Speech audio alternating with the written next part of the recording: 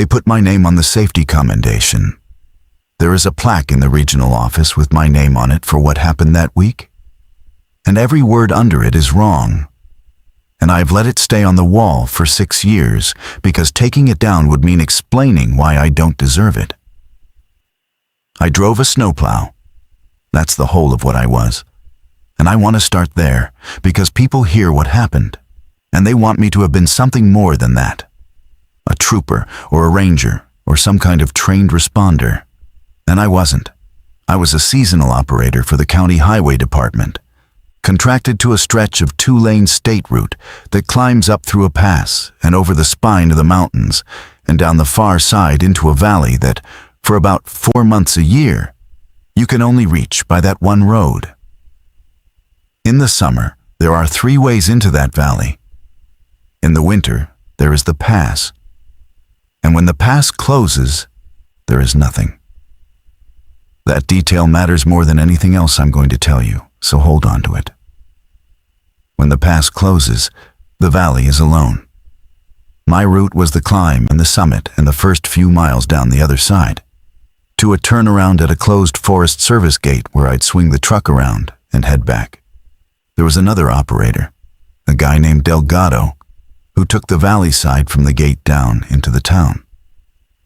We'd meet at the gate, both of us idling, and we'd talk for a few minutes through our windows before turning around.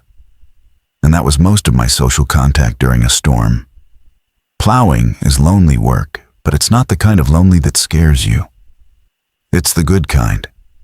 You're warm, the heater's blowing, the radio's on, the blade is throwing a wall of white off to your right, and the world narrows down to the 40 feet of road in front of you and the sound of the steel scraping pavement.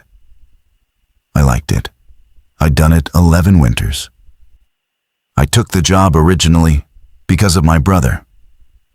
He lived down in that valley, in the town past the gate, a place of maybe 400 year-round people.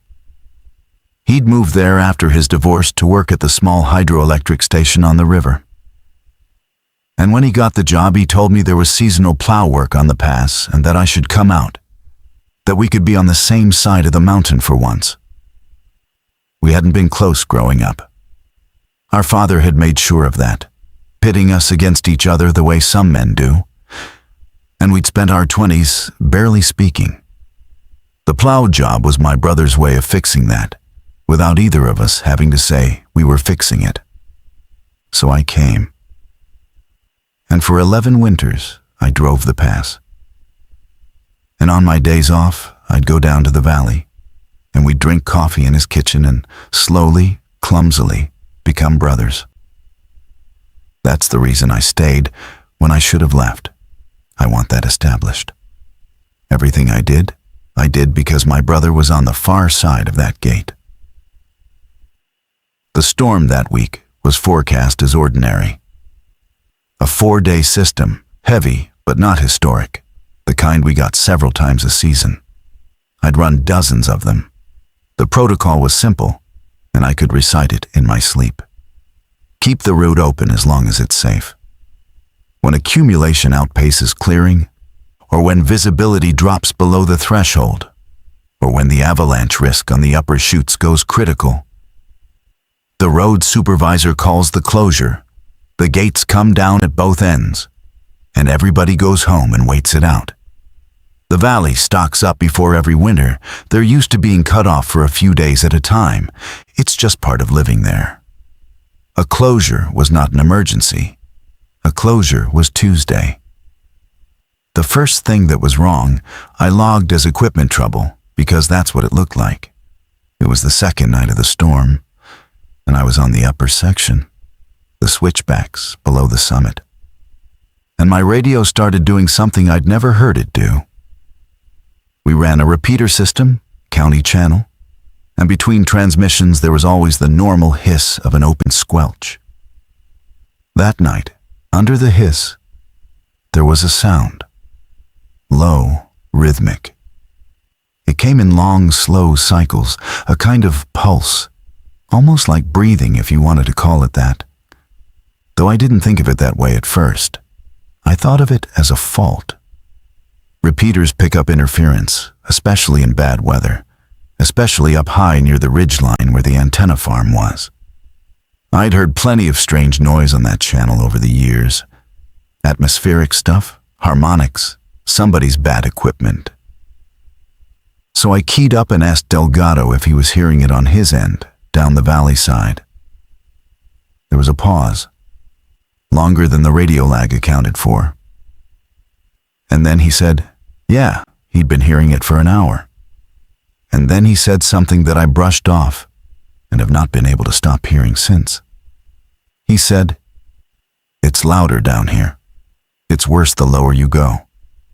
I told him to get his radio checked at the end of the shift. He said he would. We both turned around at the gate that night, and I drove home. And I did not think about it again. Because a strange noise on a county repeater is the most boring kind of problem there is. And I was tired, and my back hurt from 12 hours in the seat, and I wanted a shower and my bed. The ignored warning came the next morning, and it didn't come from a person. It came from the river. My brother called me. Not about the radio. He didn't know about the radio yet. He called because something at the hydro station was wrong, and he wanted to talk it through with someone who wasn't going to panic. The station drew water from the river through an intake, ran it through the turbine, and put it back downstream. Standard small-scale generation. And the river level had dropped. Not risen, which is what you'd expect in a storm with snow and the start of melt. Dropped. Overnight, the intake had gone from fully submerged to sucking air. And the flow gauges upstream were reading numbers he'd never seen, the river running at a fraction of normal. And he couldn't explain it because there was no diversion up there. Nothing that could take that much water. The valley was the bottom of the watershed, and everything drained into it. I told him it was probably the cold.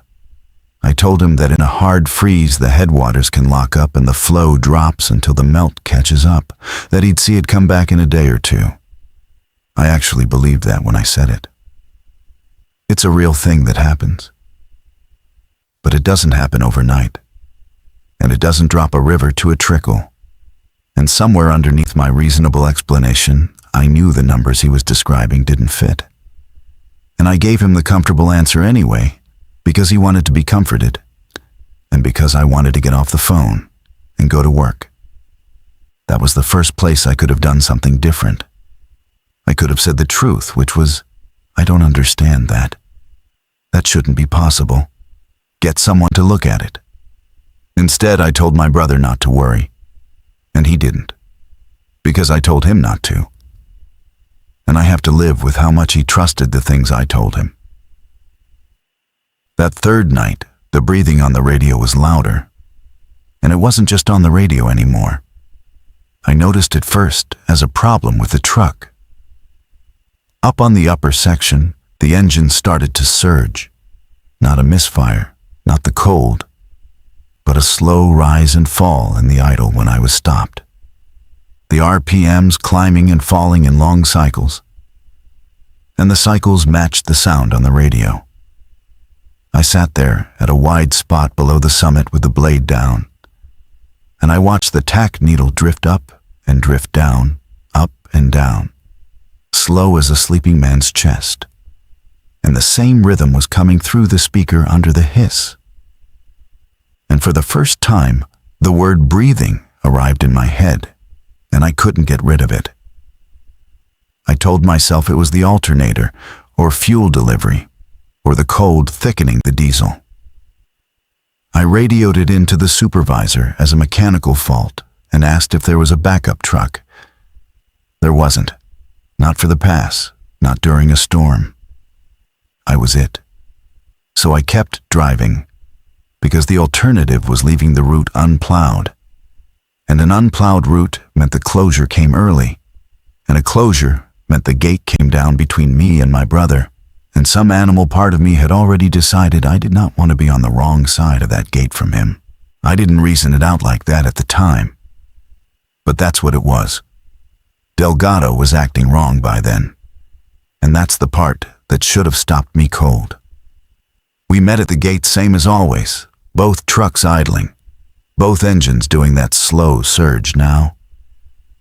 And I rolled down my window to talk to him, and he just sat there, looking out his windshield at the valley below. The town's lights were down there, a small scatter of them through the snow. He had his window up.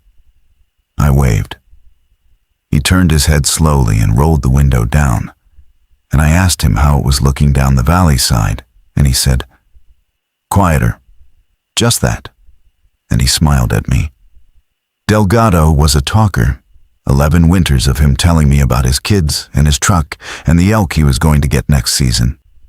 And that night, he said one word, and smiled, and rolled his window back up, and turned his truck around, and drove back down toward the town without the usual wave. Without anything. And I sat there at the gate in the falling snow, telling myself he was tired, that everybody gets quiet at the end of a long storm shift, that I'd been quiet myself plenty of nights. I made every excuse for him that I'd later realize I'd been making for myself. I turned my truck around and drove back up the pass, and I did not key the radio to check on him, because checking on him would have meant admitting there was something to check on. The official information and the reality came apart on the 4th day. And that's when I should have understood that the problem was not weather. The forecast had the system clearing by the 4th afternoon. Every product I could pull up said the storm was ending. Pressure rising, the back edge of the moisture moving through, clearing skies by evening. And outside my windshield, the snow was coming down harder than it had all week, in a way I had never seen on that pass. Not heavy, wet flakes, but a fine, dense fall that didn't seem to be coming from any sky I could see. Because when I looked up through the windshield, there were no clouds doing it, just a kind of pale, featureless ceiling. And the snow kept coming out of it. And my accumulation stakes along the road were buried past the point where the forecast said we should be. The official record said the storm was over. The road said it was burying me. And when I radioed the supervisor to report the discrepancy, to say the numbers don't match what I'm seeing up here, the storm's not clearing, it's getting worse. His voice came back calm and flat and told me the system was clearing as forecast and to continue my route. The same flat calm Delgado had. I asked him to confirm the closure threshold because, by my measurements, we were past it. We should be closing the pass. And he said the road would stay open, that there was no closure scheduled, that I should continue my route. That's the thing I keep coming back to. There was no closure scheduled. By every rule I'd operated under for 11 winters, the pass should have closed 2 days earlier. The accumulation was past threshold, the visibility was past threshold, and any other year the gates would already be down, and I'd be home. But the supervisor, in that flat voice, kept telling me to continue my route, kept the pass open, kept me driving up and down a mountain that was burying itself. And I did it, because that was the job. Because continuing the route was the most normal thing in the world. Because as long as I was driving the route, I didn't have to decide anything. I chose the routine over the instinct. I want to be honest that it wasn't bravery and it wasn't duty. It was that driving the truck was easier than admitting I was afraid. The personal message came that night, the 4th night. And it's the last normal contact I had with my brother. And I have it memorized. He texted me because the phone still worked then. Barely. One bar that came and went. He said the river was gone. Not low. Gone. He said you could walk out onto the riverbed below the station, that it was dry rock and dry gravel for as far as the lights reached.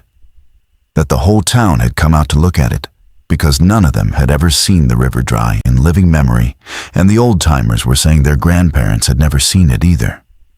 He said it was strange, but that everybody was treating it like a curiosity, like a thing to photograph. And he said something that I read 4 or 5 times, standing in my kitchen. He said, "Nobody down here seems worried. I think I'm the only one who thinks this is wrong. Everybody's just calm. It's like I'm the only one who can hear it." "Hear what?" I texted back. It took a long time to come through. The bar was gone and came back. And then his answer arrived. And it was 3 words. He said, "The river breathing. I want to tell you I got in my personal truck and drove down to the valley right then. The gate wasn't closed. The road was bad, but I could have made it. I'd made it worse. I want to tell you that I went to my brother. What I actually did was text him back and tell him to get some sleep, that dry riverbeds happen, that the breathing was probably just wind in the empty channel, that I'd come down on my day off and we'd figure it out." The same comfortable answer I'd given him about the flow gauges, the same not listening dressed up as reassurance. And he sent back a thumbs up because he trusted me, because I was his older brother. And I told him things were fine. And that thumbs up is the last thing I ever got from his own hand. I went to bed. I had a shift in the morning. I told myself I needed to be rested for the route. The first major system failure was the gate, and it happened on the 5th morning. And it's the moment everything stopped being deniable. I came on shift and drove up to start my route, and the supervisor's voice came over the radio before I'd even reached the first switchback, flat and calm as ever, and told me there'd been a change. The closure was on, effective immediately. The gates were coming down at both ends of the pass. And I keyed up and said, "Good." Finally, it was about time. I'd been asking for the closure for 2 days. And then I asked the question that I'd been not asking the whole week, the question I'd swallowed every time I made an excuse for Delgado or my brother or the forecast. I asked who was on the valley side of the gate when it came down, because a closure means everybody goes home and waits it out. And the valley waits it out fine. They're stocked up, except a river had gone dry and the town was breathing. And Delgado had said 1 word and smiled. And I needed to hear the supervisor say that the valley was fine. He didn't say the valley was fine. He said in that flat, calm voice that the valley was being managed, and that my route for the day was to take my truck up to the summit gate, close it, confirm it locked, and return to the maintenance yard. And that under no circumstances was I to proceed down the valley side or attempt contact with the valley operator or any valley resident.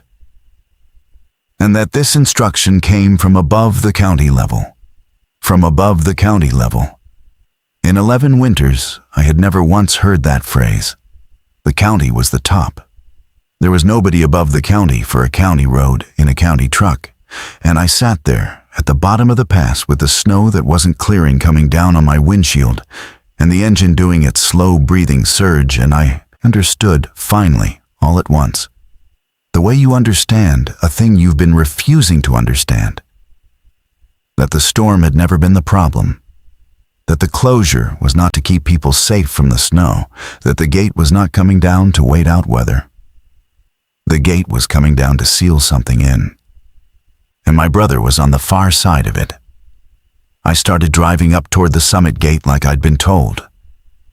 And then about 2 switchbacks up, I stopped the truck in the middle of the road, in the falling snow, with the radio breathing at me. And I sat there with my hands on the wheel, because I knew that if I went up and closed that gate and confirmed it locked and drove back down to the yard, I would be doing exactly what they wanted. I would be sealing my brother in with the thing that had dried the river. And I would have followed every instruction perfectly. And I would never see him again. And there would be a flat, calm voice to tell me afterward that the valley had been managed.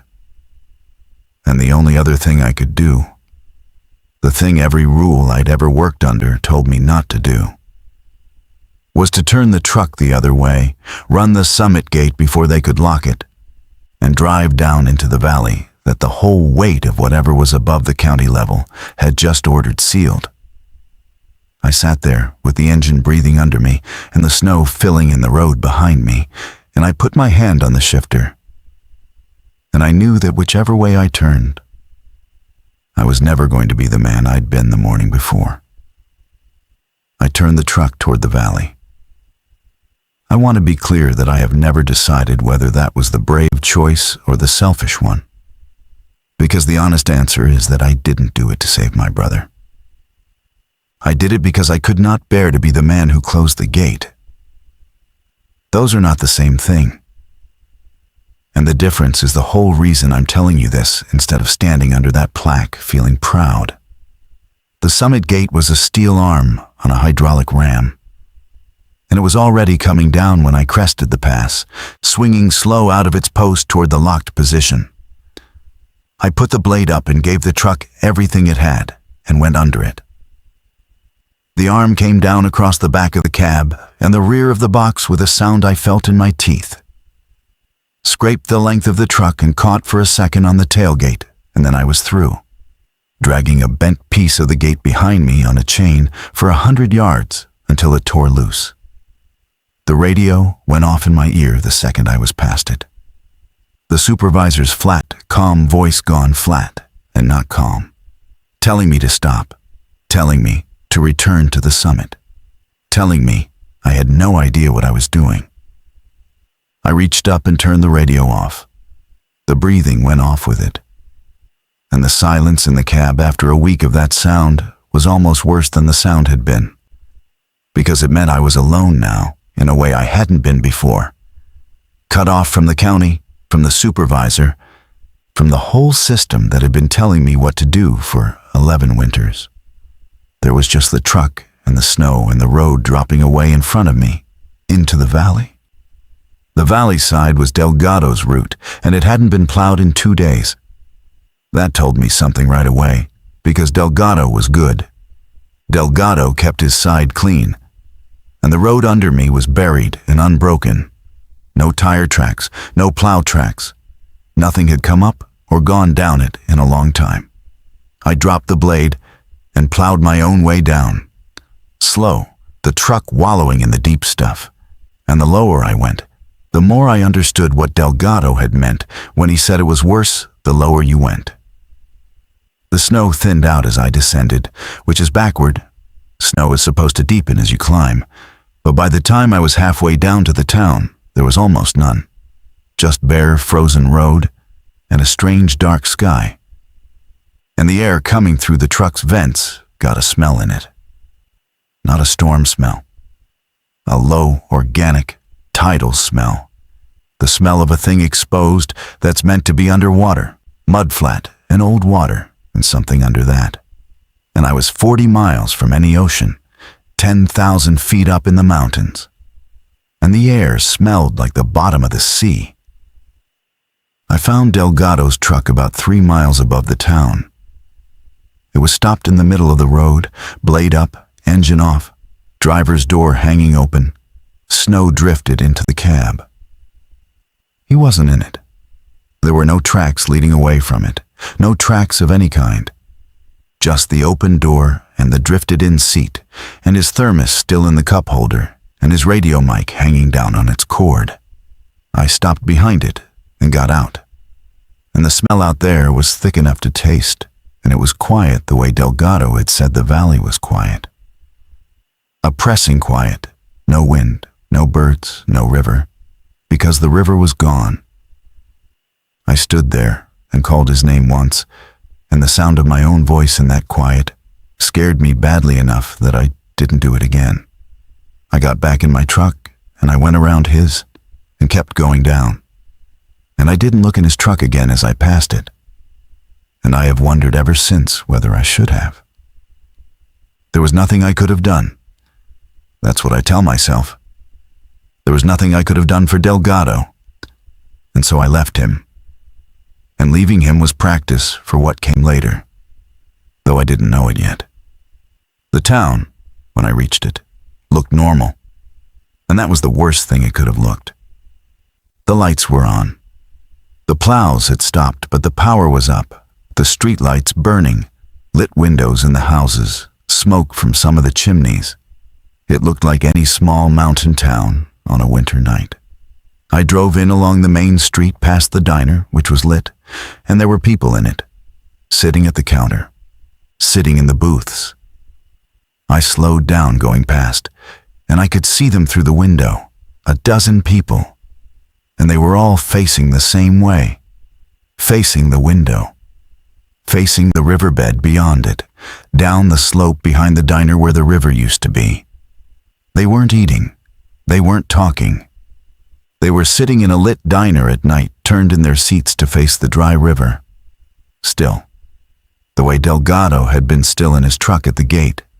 And when my headlights swept across the window, not one of them turned to look at the truck. People in a mountain town in winter always look when a vehicle goes by. It's the most natural thing there is. None of them looked. They sat facing the river, and they did not move. I drove straight to my brother's place. He had a small house on the upslope side of town, away from the river. And I'd been there 100 times. And his porch light was on, and his truck was in the drive, and I felt something unlock in my chest when I saw that, because the porch light was such an ordinary thing. I knocked, and there was no answer, and I tried the door, and it was unlocked, and I went in calling his name, and the house was warm, and the TV was on with no sound. And his coffee cup was on the table, half full, and still faintly warm when I touched it, and he wasn't there. His coat was gone off the hook by the door. His boots were gone. And I knew, the way you know things about a brother, where he'd gone. He'd gone down to the river. He was the only one in that town who thought the dry river was wrong. He'd told me so. And a man who thinks a thing is wrong goes to look at it. And the river was where everyone was facing. And my brother had gone down to it. I went after him on foot because the truck couldn't get down the bank. The path down to the river ran behind the diner, and I went past the lit window again, closed this time, close enough to see their faces. And I knew some of them. The woman who ran the post office. A guy my brother fished with. They were sitting calm and still and breathing. And I could see now that they were breathing in unison, all of them, their shoulders rising and falling together in a long, slow rhythm. The same rhythm that had been on the radio, the same rhythm the engines had surged to. And their eyes were open and wet and fixed on the river, and none of them saw me. At all. I have thought a great deal about what was happening to them. I don't have an answer. The thing in the river was breathing, and they had started breathing with it. That's the closest I can get, like the whole town had been tuned to it the way the radio picked it up, the way the engines picked it up. And the lower you were in the valley, the stronger it tuned you. And my brother had been fighting it, because my brother had always been the kind of man who couldn't stop thinking a thing was wrong once he decided it was. And that was the trait our father had punished in him. And it was the trait that had kept him human 2 days longer than anyone else down there.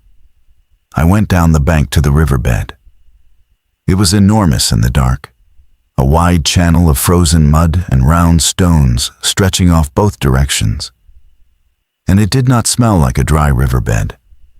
It smelled like the thing I'd smelled in the truck, that deep tidal undersmell, stronger down in the channel, coming up out of the bed itself. And there were people down there. Not many, a handful, scattered out across the dry river, standing, all of them facing downstream, toward the lower end of the valley where the channel narrowed into a gorge. And among them, part way out, I saw my brother. I knew his coat. I knew the way he stood. He was out in the middle of the dead river, facing downstream with the others, and he was not moving. and I ran out to him, across the frozen mud, calling his name. When I got to him and grabbed his shoulder and turned him, his face was wrong in the way the others' faces were wrong, slack and calm and wet-eyed, and his shoulders were rising and falling in that slow, shared rhythm. And he looked at me without recognizing me for a long second. And then he did recognize me. I watched it come back into his face, watched him fight up out of wherever he'd gone. And it was the hardest thing I have ever seen a man do. Harder than anything our father ever made him do. He grabbed my arm, and his grip was weak, and his voice was barely there, and he said, "Don't look at it. Don't look downstream." I looked at it. And I made the mistake. I looked downstream. I'm not going to be able to describe it the way you want me to, because I didn't see it the way you see a thing. Down where the channel narrowed into the gorge, where the river used to pour out of the valley, the dark was wrong. Not a shape, a depth. Like the gorge opened not into more valley, but into somewhere the riverbed was draining toward. And the dry channel under our feet wasn't dry because the water had stopped coming. It was dry because the water was being breathed in. Slow, down the channel, and into that wrong dark in the gorge. And what I had been calling breathing on the radio for 5 days was the sound of an entire river being drawn down into something at the low end of the valley. In and held and let back, in and held and let back. Except more went in each cycle than came back. And the level of everything, the water, the people, the light, was being drawn slowly downstream toward the place where the dark got deep. I understood looking at it, why everyone faced downstream. You faced it the way a compass faces north. And I understood why it was worse the lower you went. And I understood that the gate had come down, not to seal in a storm, but because somebody above the county level knew this valley was draining into something and had decided the simplest thing to do was close the road and let it finish and call it weather. My brother pulled my face away from it. He had that much strength left. He turned my head with his hand the way you'd turn a child's head away from something it shouldn't see. And he said, "It pulls. If you look, you start walking toward it. That's where they're all going. Slow. They don't even feel it." And I looked back up the channel, and I saw that he was right. That the scattered people standing in the riverbed were not standing still. They were walking, so slowly you couldn't see it unless you knew. A step every half-minute maybe, all of them drifting downstream toward the gorge, calm, breathing together. And my brother's own feet I saw now were turned downstream. And the only thing keeping him from walking was that he was holding on to me. I tried to pull him back up the channel toward the bank in the truck. He came for a few steps, leaning on me, and then he stopped. He stopped and he looked at me, and his face was clearer than it had been, like turning away from it had given him a little of himself back. And he said the thing that I've carried for 6 years. He said, "I can't. I can feel it the whole time. The second you let go of me, I turn around. You can't drag me 40 miles like this. You'll look at it again trying to hold me, and then we both go." And I told him no. I told him I'd carry him. I told him I had the truck. I told him all the things you tell someone. And he just shook his head slow and sad. And he said, "You came down here. I know what that cost you. You came back through the gate for me." And then he said, "Now you have to go back through it without me, or there's no point in you having come at all. I want to lie here. I have rehearsed the lie 100 times, the version where I fought him, where I knocked him out and threw him over my shoulder and carried him up the bank, where I got him into the truck and we drove up the pass together and crashed the gate and made it out, and he came back to himself in the clean air at the top. I have built that version so many times I can almost see it. But you'd know. You'd hear it in my voice. What actually happened is that I stood there in the dead river, holding my brother by the arm. And I felt the pull of that thing in the gorge, even with my eyes turned away. A slow, steady draw on everything in me. And I did the math that I have spent my life being good at. The operator's math. The math of what's possible with the equipment you have. And the math said he was right. I could not get a grown man who turned downstream the moment I released him up a 40-foot bank and 40 miles up a buried pass without looking at the gorge a dozen times. And looking at it took something each time. I could already feel it. And the honest sum of it was that if I tried to save my brother, I would lose us both. And if I left him, I would lose only him. I let go of his arm. That's the truth of it. He didn't pull away. I opened my hand and let go. And he gave me one more look. And there was no anger in it. There was something worse than anger. There was permission. He was giving me permission to leave him. And then his feet turned him downstream, and he started walking, slow, calm, his shoulders rising and falling with all the others, and he didn't look back. And I stood in the dry river and watched my brother walk away from me, toward the deep dark in the gorge. And I did nothing. I turned my own face away so I wouldn't follow. And I climbed up the bank with my eyes on the frozen mud in front of my boots. And I got in the truck, and I left. The drive back up the pass took 4 hours, and I did it with the radio off, and my eyes fixed on the road. And I did not look in my mirrors, because the valley was behind me and below me. And I knew if I looked, I'd see the channel and the gorge, and I'd feel the pull, and I'd turn around. The summit gate was down and locked when I reached it. Fully down this time, and I rammed it with the blade, and it didn't give.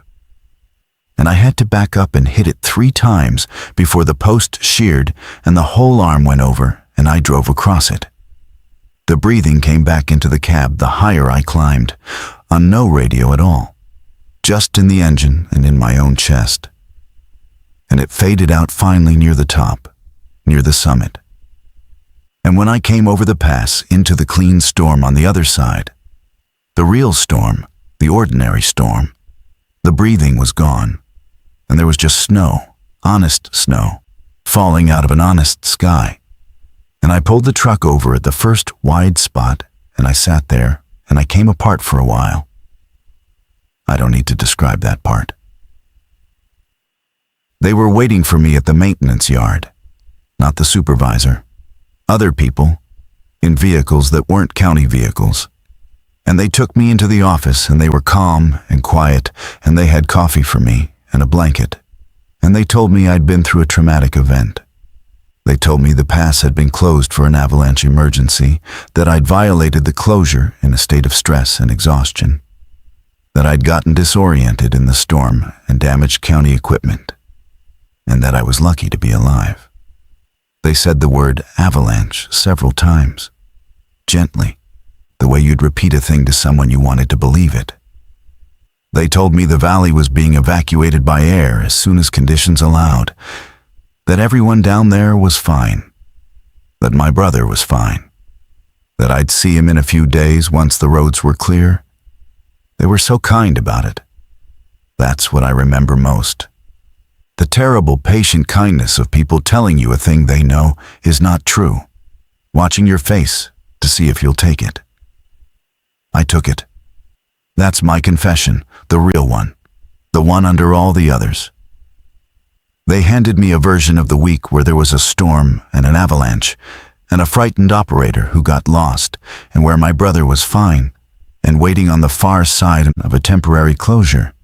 And I knew it was a lie. I had stood in the dead river and watched the truth walk away from me into the dark. And I took the lie anyway, because the lie let me stop. The lie meant I didn't have to keep fighting people who were above the county level.